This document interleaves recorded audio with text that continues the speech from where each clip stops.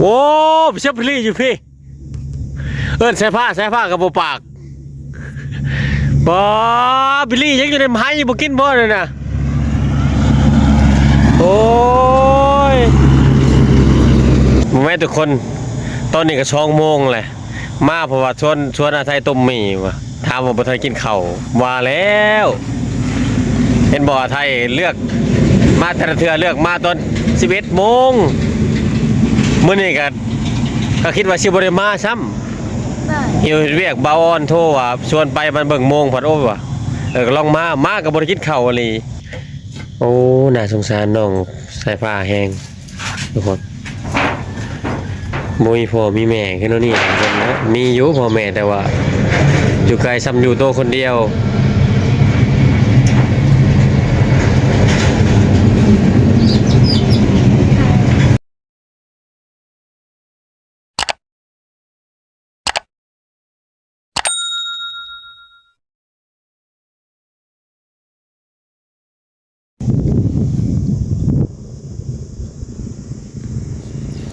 มาฮอดเฮือนใส่ผ้า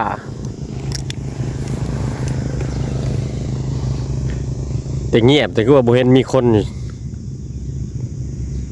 มาใส่ผ้าบ่อยู่เฮือนมันจังว่าใส่ผ้าใส่ผ้า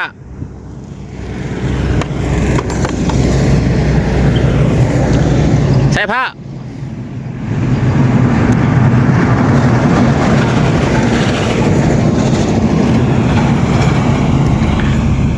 เห็นแต่เฮือนเก่าโว้เชฟลี่อยู่พี่ใส่ผ้ากับโบปากบอบิลลี่ยังอยู่ในไม้ยังบ่กินบ่เลยนะโอ้ยคิดว่าบ่อยู่เฮือนมัดเอาได้นี่ฮะให้เป็นคนละ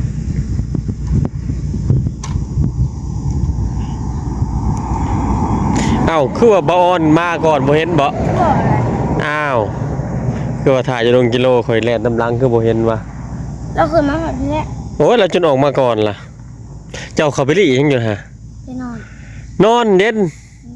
ป้าขอเราหาคนคือบ่เห็นว่าอยู่ไสวะใครบ่ได้ได้แล้วให้สมัดเนี่ยพูดเจ้าของเฮือนบ่ฮู้ไผมัดอ้ายจะติมัดนะไม่ได้เกิดหมูแต่ไม่เกิดหมูนะเว้ยเอาสบายดีใช่พระโอ้ยมือที่2แล้วเขามาติดต่อกันนี่มื้อนี้บ่ออนอยากมาหาน้องใส่ผ้าก็เลยว่าพอดีโทรหาไอ้ไทยก่อนว่าหาไทยก็ออกมาที่ว่าเจ้าบ่อยู่ซะดอกว่าพอเห็นลี่อยู่ด้วยฮะไม่บ่กินบ่โอ้ได้เสื้อตัวใหม่บ่หรือตัวเก่าอาบน้ำเกินเล่นเองแม่ทุกคนตอนนี้ก็2 โมงแหละมาเพราะว่าชวนอาไทยต้มหมี่ว่ะถามว่าบ่ทันกินข้าวว่าแล้วเห็นบ่อาไทยเลือกมาแต่ละเทื่อเลือกมาตอน11 โมงมื้อนี้ก็คิดว่าสิบ่ได้มาซ้ำหิวเรียกเบาอ่อนโทรว่าชวนไปมันเบิ่งโมงพัดโอ้ว่ะก็ลองมากับบริกินข้าวอะไรน้องใส่ผ้าคือบ่กินข้าววะบ่มีเนื้อกินโอ้จะหน่อยจะนั่งไฟตัวมีปลาจะว่าจักโมงล่ะ2 โมงล่ะเจ้ายังบ่กินข้าวเจ้าอยู่ได้วะเบิ่งเอาให้ FC เบิ่งน้อง FC น้องใส่ผ้าเบิ่งก็พอน้องใส่ผ้านี่บ่ได้กินข้าวมื้อมันคือเมื่อวานเนี่ยบุญทวีบ่กินข้าวเบิดมื้ออยู่ได้ปลาน้องใส่ผ้าก็สิอดข้าวคืออ้ายบุญทวีบ่น้องใส่ผ้าจะเป็นคนขี้เกียจคืออ้ายบุญทวีบ่ได้เด้มีก็มีเด้อวะ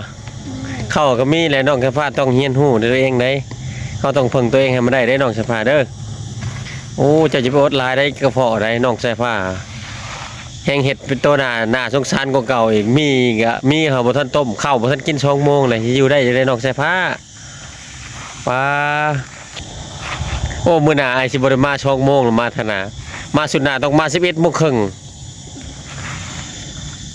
คันบ่มีชุมอ้ายมากับที่แม่นแบบนี้บ่เจ้าหาอดเข้า แม่ โอ้ย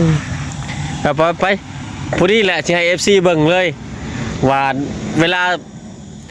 อ่านชุมอ้ายบ่มาหรือว่าชุมอ้ายชุมพี่บ่มานี่น้องสายฟ้าสิดำรงชีวิตแบบใดเพิ่นสิเฮ็ดแบบใดเพิ่นอยากหิวข้าวแห้งเพิ่นชวนไทยต้มหมี่เนี่ยไปเบิ่งสิเบิ่งสิพาต้มหมี่ประเทศได้ต้มหมี่ให้เบิ่งไปเอาเสียงยังอยู่ไหน เป็นประตูเลย โอ้ยอย่ามีคนอยู่นะ ตกใจเลยบ่มีคนอยู่ผู้เดียวเอาคือบ่มักใส่เกิบ ห้องมองเอาไป นะทุกคนสิพาไปเบิ่งนอกใส่ผ้าเพิ่นสิให้เบิ่งวิถีชีวิตเพิ่นอยู่อันคนเดียวเพิ่นเฮ็ดได้เพิ่นอยู่คนเดียว เอาหัวเรา จน2โมงแหละน้องเพิ่นยังบ่ได้กินข้าว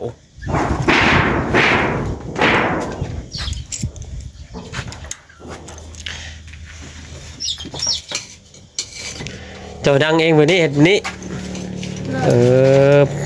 เอาพื้นมันใช้แหละดังนะเนาะ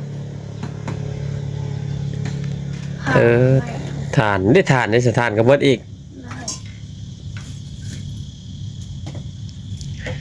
โอ้น่าสงสารน้องสายฟ้าแห้งทุกคนบ่มีพ่อมีแม่แค่นั้นนี่เพิ่นนะมีอยู่พ่อแม่แต่ว่าอยู่ไกลซ้ำอยู่โตคนเดียว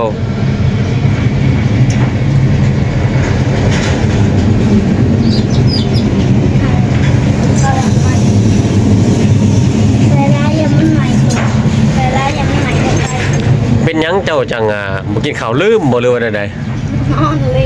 นอนเล่นจนลืมว่าไอ้บุญทวีกับเบิดมือบ่กินข้าววานนี่ฮะอยู่ได้จังได๋วะ ช่วยยังไม่ทันได้กินก่อนเลย เดี๋ยวนี้ก็บ่ทันกินอีก กินแต่ขอสองคนอยู่แล้วก็ไปห้าลอลิ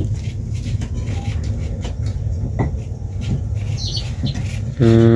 ม แม่คนเหนียว จะอยู่แบบนี้เฮ็ดแบบนี้ได้จักมื้อแหละจักเดือนแล้วเจ้าเฮ็ดแบบนี้ผู้เดียวบ่ ร้องมาก หลายเดือนแหละโอ้ยน้องสายฟ้าผู้ใหญ่ใจบุญเอ้ยหับเลี้ยงน้องสายฟ้านี่เด้อน่าสงสารแฮงเนี่ยห่างกับ8 ปีจะได้จะว่าอยู่เดียวได้ เมื่อคืนนอนกันเมื่อคืน อาบุตรมีนอนนำบ่เดี๋ยวนี้ไปใช่ล่ะ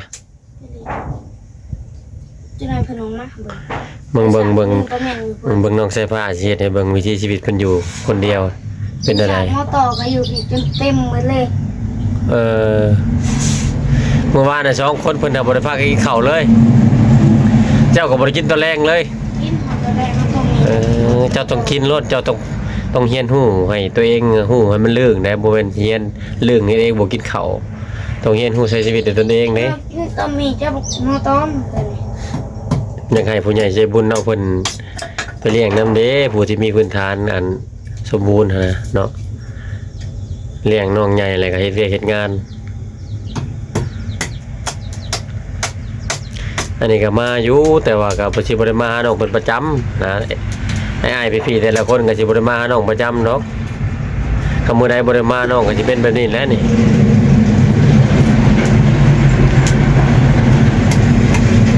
คือมื้อนี้อาไทยมา2โมงก็ยังถามน้องยังบ่ได้กินข้าวอยู่ว่า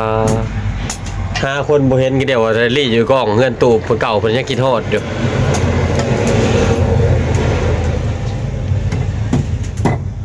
ยังมีไปหามาเจ้าว่าแต่เช้า ยังทำยัง มันยังมีไปมาหาเจ้าบ่บ่แก้วกับลูกไข่เด้ ก็ยังเป็นไหวบ่ ขอให้เจ้าอย่าเจ็บอย่าไข้เด้อดองชายฟ้าเด้อให้เจ้าอยู่ดีแมงเด้อสู่ชีวิตเด้อ ห้องอยู่บ่เป็นเนาะ เจ้าจะเจ็บจะไข้ได้สู่ชีวิตอดทนได้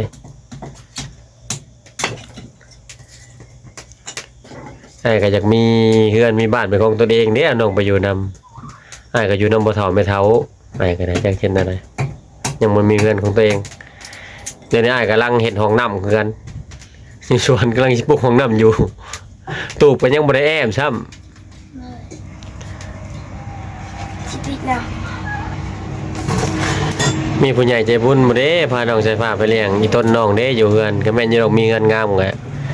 การใช้ชีวิตเนี่ยมันลำบาก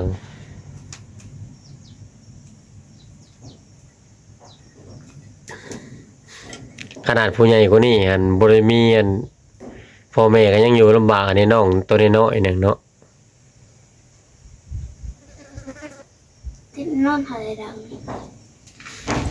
เห็นไปได้มันเอาน้ำใช้มาต้มมานี่ฮะหม้อใช้ล้างหม้อก็บ่ได้ล้างเลยบ่ ล้างน้ำมันทอดไข่ ทอดไข่เมื่อคืนนี้ ทอดไข่เมื่อกี้นี้ทอดไข่แต่ทอดไข่เมื่อเช้านี้ เจ้าก็ล้างกินแล้วก็ล้างแล้วหม้อนี่คือกันนี่จะต้องเห็นหัวให้มันอยู่ให้มันสะอาดเด้น้องชายบ้าเอ้ย เปิดขวดไม่กระชุ่มวันแล้วแต่เขา โอ้ขัวก็บ่ได้ไปหาแมงขนูน มุนเฮ้ยอีกขวดแต่คืน หมักของเพชรเป็นนัวในทงยางนี่ก็เก็บและเก็บทีมตัวใดบ่ได้ใช้เฮาก็จูดเป็นนัวก็นี่ก็ยังอยู่มาออนได้มานี่มาออนมา น้ำกินไม่ยังท่านไหนมาส่งเลย เขามาส่งบ่น้ำกินน่ะ โลกแต่เพิ่นมามันจะ เห็นบ่ได้มีกระตุกน้ำบ่ล่ะซะ มี ได้ใช้กระตุกน้ำจะตั้งใช่ เล่นหัว ไปซื้ออยู่ไสซะ ต้องเรียนไส้ขึ้นไปเทิงเติบแล้ว ไกลเติบ แล้ว ไกลเติบ เรียนไส้จะกินได้มันมีโรงงานอยู่ตรงนี้ อยู่เท่านั้นเขาบ่มาส่ง บอก โอ้ไกลเนาะ ส่งให้ คันเขาบ่มาส่งเจ้าสิได้จังสิกินน้ำบัดนี้มื้อน้ำกิน คันบ่มีผู้ใดผู้นี้มาจะสิกินน้ำอยู่ไดบ่ยากเด้เจ้าก็ล้างหม้อดีๆต้มเอาแก้ไขคันเขาบ่มาส่งเด้อันนี้แหละก็เอิ้นว่าเฮียนฮู้ชีวิตมันอยู่ได้น้องสายฟ้าเจ้าล้างหม้อก็คักจะต้มโลดต้มเลยก็เฮาก็เย็นใส่กระติกไว้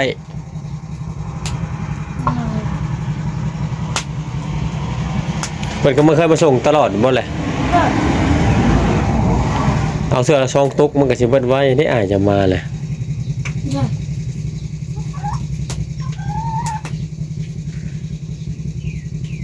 เอาหน้ามาดิต่อ ไปหาบาออนก่อน ไปหาแล้วกัน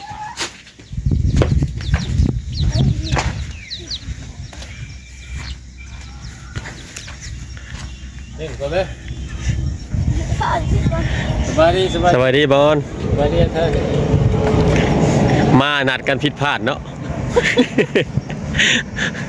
โยบอกว่ามาถ่าอยู่อันฮอดว่ากายมาแล้วเด้อกายดงเห็นมาแล้วโยขอยก็ซิ่งนั่นแล้ว อุบาทผักสุจินดาเด้อ โอ้โหมาถ่าอยู่ขอยก็สัตว์จุดๆมันยังบ่เห็นอยู่ ตาอยู่หันแล้ว มาก็บ่เห็นใส่ผ้าผ้าอันใช่ก็บ่เห็น ไปใส่ฝาไปใส่ เอ้ามาพอลี่อยู่ในกล้องตูบฮะนอนอยู่ในหาโอ้โห ตะลี่ใส่ นอนลิ้น เสือขึ้นงาบทั้งมือเนาะ มาบัดมาชวนต้มหมี่อ้าวทำบ่ทันกินข้าวยังว่า2 โมงยังบ่ได้กินข้าว เขาเพ่มันหรือเขาแรก ข้าวเพชรนั่นแล้ว โอ้ยก็เฮ็ดกินต้มหมี่น้องบ่นี่บ่กินข้าวต้มหมี่กินแล้วน้องเช่นนี้เฮ็ดฮู้ใช้ชีวิตเด้ ไม่ต้องกินเองนะบ่ เห็นบ่คือเขาว่าในคลิปนั่นแหละมาขนาดต้องมาตอนเทื่อละ 11:30 นมาลองมาตอนนั้น2 โมงแล้วเบิ่งบ่ได้กินข้าวเลยน้องสภาได้หากระดังไฟต้มหมี่ให้เพิ่นต้มหมี่ให้เบิ่งชีวิตวิถีชีวิตเพิ่นเฮ็ดอยู่ได้แบบตามลำพังเพิ่นน่ะ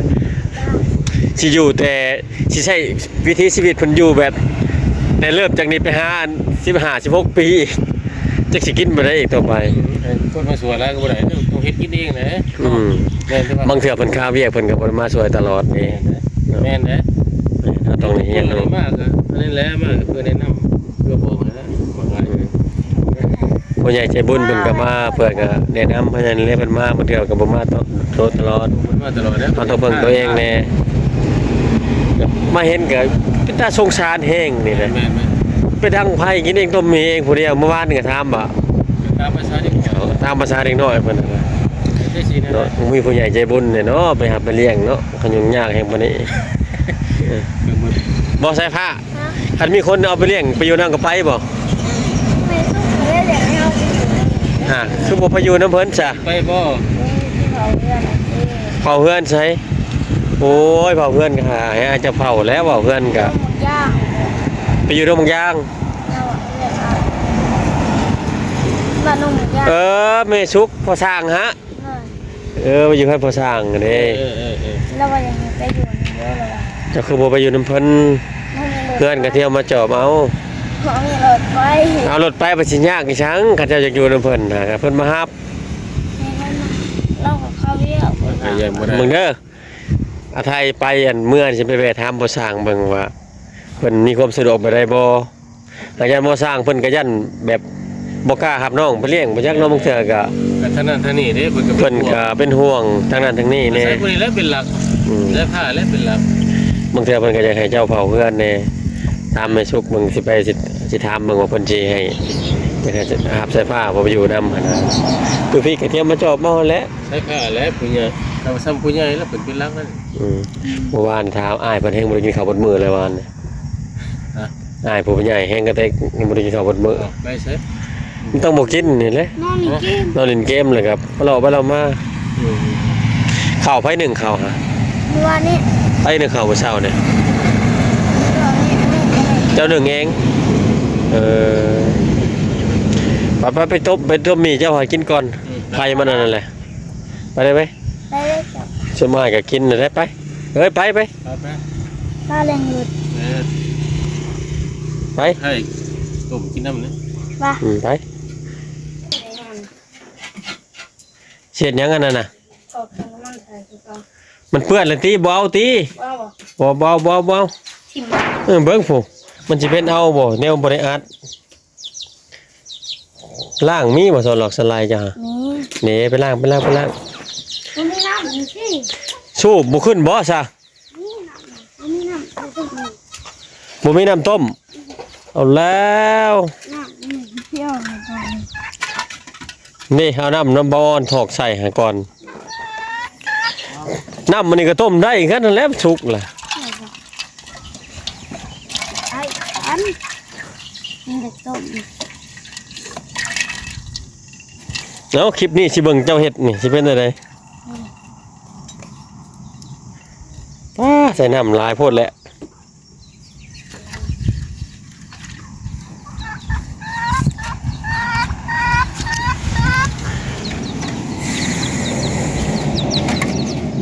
มันกระติดโพ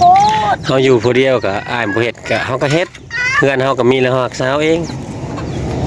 เฮาต้องกินพยายามกินอยู่ให้มันสะอาดได้ดอกเสื้อผ้าเด้อล้างเลยโลด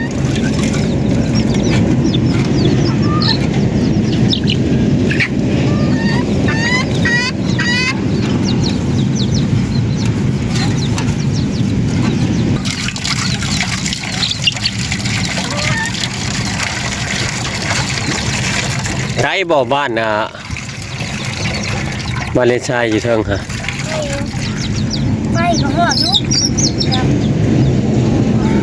ใกล้ซับกลัวบ่ห่านบ่ซื้อน้ำก้อนนะ ไป ใกล้กลัวหลายบ่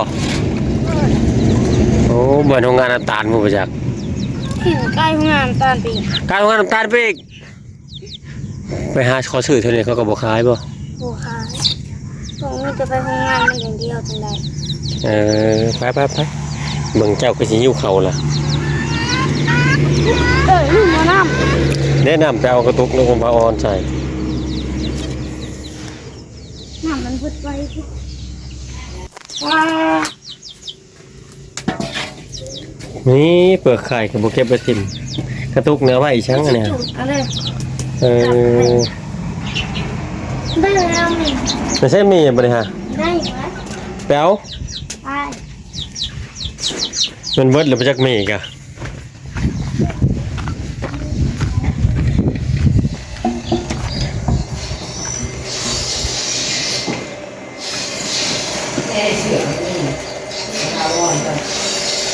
โอ้อาหารมันก็ยังหลายมันยังอันนี้เบิดเลย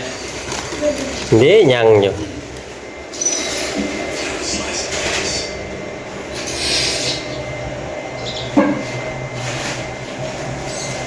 โอ้ไข่ก็มีปองปลาก็มีเบิดล่ะ ป้าเนี่ยยังบ่ได้กินข้าวใส่ผ้าเลยพี่เลิกกันเลย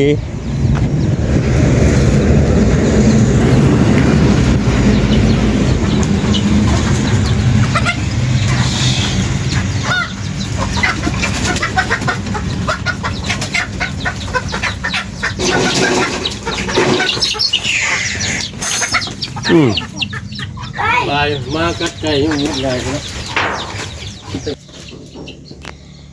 แกใส่ได้ไม่แจ๋วมันนะเดี๋ยวมันเริ่มออกงานแกใส่ก่อนรถแจ๋วมันนะ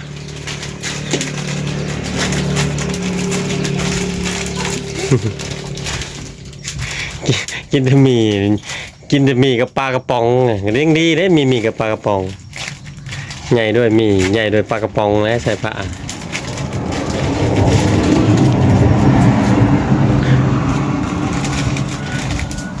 พูดหนาบทันพดถกเสร็จแล้ว เดี๋ยวมัน เดี๋ยวสิแก้แจวมันใส่ก่อน แกใส่เลยหรือไม่แจวมันน่ะ คิดจะเล่นสิ มาใส่เลยรถให้มันพดอยู่รวมกันเลย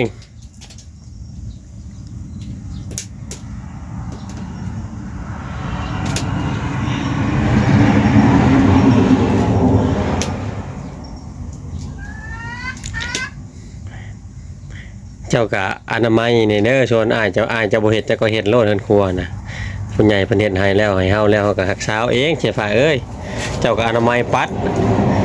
แขกคนมายามเฮือนหลายจะได้ไปอายเพิ่นได้เจ้าก็ปัดเอาแหล้วอยู่ผู้เดียวเฮ็ดได้ซะถ้าลูกบ่ปัดเพิ่นสิได้แม่พลอยก็มีแหละกวดปัดกันแล้วล่ะอนามัย ได้อยู่เป็นขอบกัน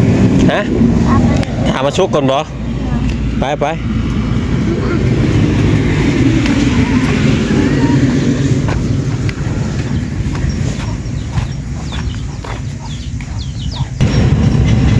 ใส่ผ้าแล้วเดี๋ยวนี้กำลังรอถ่าต้มหมี่เพิ่นพดเพื่อมีชุกกับพริฮอด3 โมง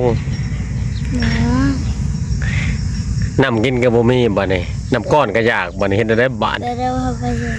สิได้พาไปซื้อน้ำก้อนอีกแล้วหรือถือกระทุกไปขอซื้อน้ำเขาสิบ่ขายบ่ฮะ โบเขาบอก เออ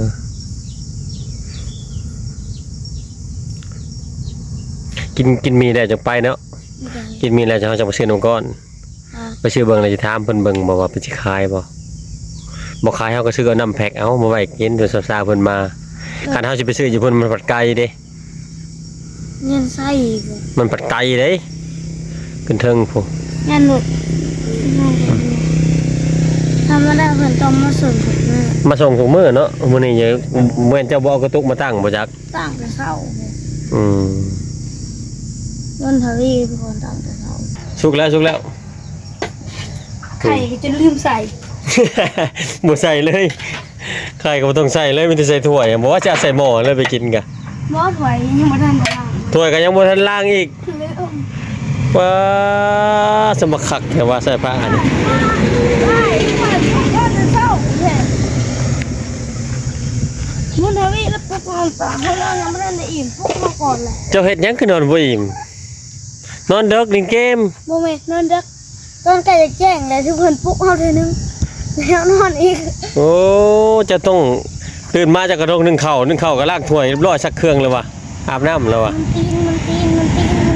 อันดับแรกเราได้ถ้วยบวงบัดนี้จะใส่บ่ว่าถ้วยจะมีใบเดียวหั่นบ่ไม่ใช่ละถ้วยเจ้าฮะ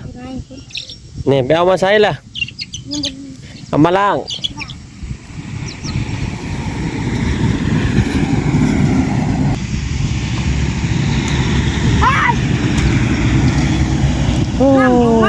ตั้งลง สั่งน้ำมันคือบอกมาแล้ว ใส่ผ้าอันนี้ใช้ชีวิตบ่ได้เนาะ2 โมงยังบ่ได้กินข้าวอยู่ได้ยังอยู่ได้ เอาข้าวบน เดี๋ยวนี้บ่ได้เข้า3 โมงแล้วบ่จัก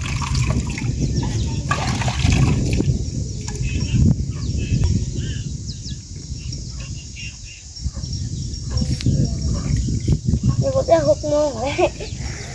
ล้างถ้วยแล้วยังฮอด6 โมงบ่จัก เป็นอยู่เด้ค่ะล้างถ้วยล้างบวงหยังก็เป็นนึ่งข้าวก็เป็นแหละต้มหมี่ก็เป็นแหละทอดไข่ก็เป็นแหละ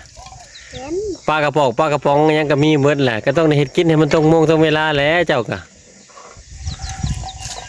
นอกสายฟ้าต้องเต็มโมงตรงเวลา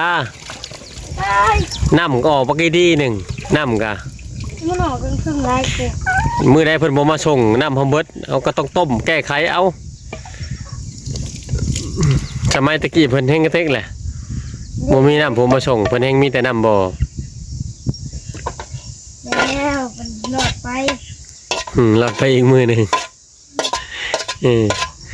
โอ้ยคักอะไรเอาแช่ไว้บนเหนียวแล้วจังล่างมันตะแรงเด้ออย่าลืมเด้อเขาบอกลืมล่างมันเกิบได้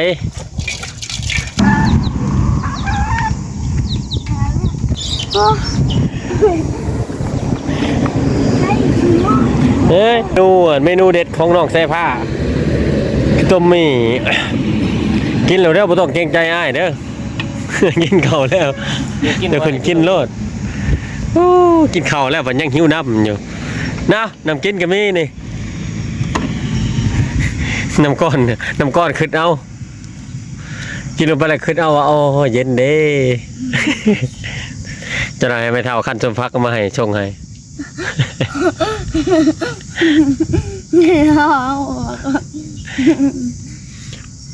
โอ้น้องใส่ผ้าจุดช3:00เลยเด้ ไม่ใช่หมกพริก เจ้าจะใช้เนี้ยหมักพริกมันเผ็ดแหละมันแจ่วมันหา เอาจะบอกหมกพริกก็ใช่ว่า อันนี้เจ้า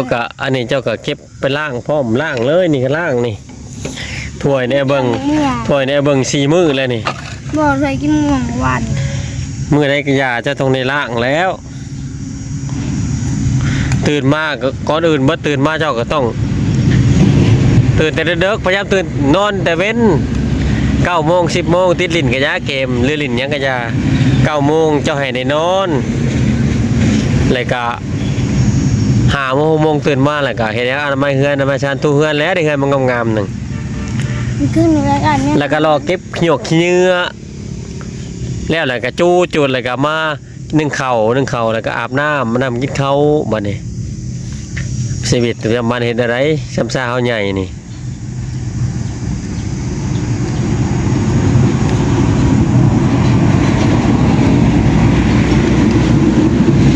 ผู้ใหญ่ใจบุญเพิ่นเห็นเจ้ากินนั่นเพิ่นก็สิให้นำล่ะให้แล้วตัวผู้เดียวอยู่ กินตลอดกับไอ้บี้กับแมนอยู่เจ้าบัดมือได้บ่ได้กินกับข้าวอ้ายเด้ซะกินผู้เดียวแต่ก็ต้องเฮียนฮู้เฮ็ดกินแหละเที่ยงก็ต้องให้ได้กินข้าวบ่อย่างน้อยก็กินมีก็ข้าวนึ่งข้าวมาก็ต้มมีก็จ้ำเอากินกับข้าวเฮ็ดได้ซะจังกินได้อยู่เฮียนฮู้เอาแล้วเจ้า ให้คั่วไก่นำ มาชิวได้ เจ้า มันยังบ่าวยัง บ่อ้อย บ่อ่อนยัง จะ เอาก็สิปิดคลิปไว้ซั่นนี้แหละให้น้องสฟ้ากินข้าวก่อนอย่าเพิ่นอายกล้องปิดคลิปแล้วก็ให้เพิ่นกินงอมๆบัดเดียวเลย